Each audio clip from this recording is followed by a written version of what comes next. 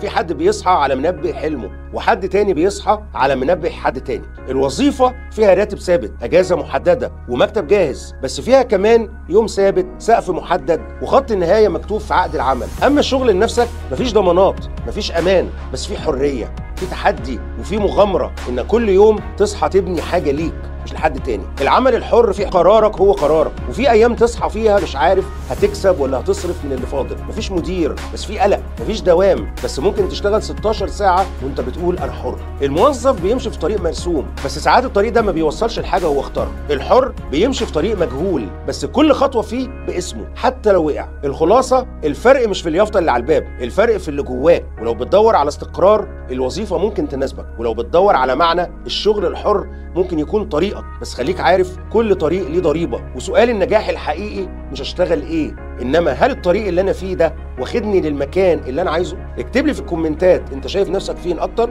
في وظيفة مستقرة ولا في شغل حر يناسب رتمك.